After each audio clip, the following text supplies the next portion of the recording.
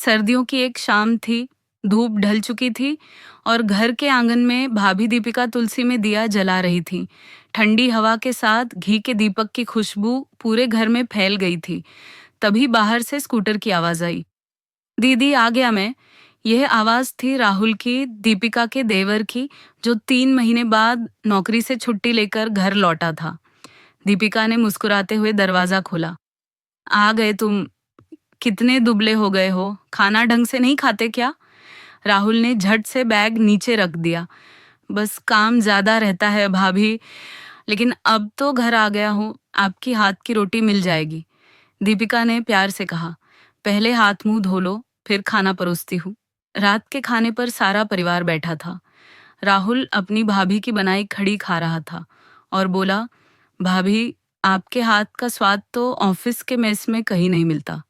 दीपिका मुस्कुराई। स्वाद नहीं, उसमें अपनापन होता है राहुल। समय बीतता गया। दीपिका की देखभाल, उसका ममता भरा स्वभाव राहुल को अपनी माँ की याद दिलाने लगा। वो अक्सर भाभी से अपनी परेशानियां बांट देता। एक दिन बारिश हो रही थी। दीपिका बालकनी में कपड़े समेट रही थी। तभी राहुल ने पास आकर छाता पकड़ा। भीग जाएंगी भाभी।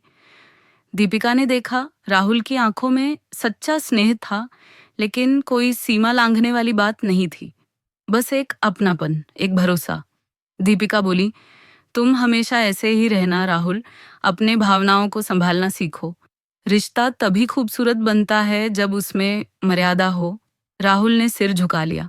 हाँ भाभी, आप ही मेरी प्रेरणा है। कुछ महीने बाद जब राहुल की शादी की बात तय हुई, तो दीपिका की आंखों में हल्की सी नमी थी, जैसे कोई माँ अपने बेटे को विदा कर रही हो। शादी के दिन दीपिका ने राहुल के कान में कहा, अब किसी और का ध्यान रखना तुम्हारा फर्ज है और मेरा गर्व भी। राहुल ने भावुक होकर कहा, भाभी, आपके संस्कार ही मेरी ताकत है। दीपिका मुस्कुरा दी और उनकी आंखों से गिरी 2 बूंदें उस दिन के दीपक की तरह चमक उठी। घर में फिर वही खुशबू थी, रिश्तों की खुशबू।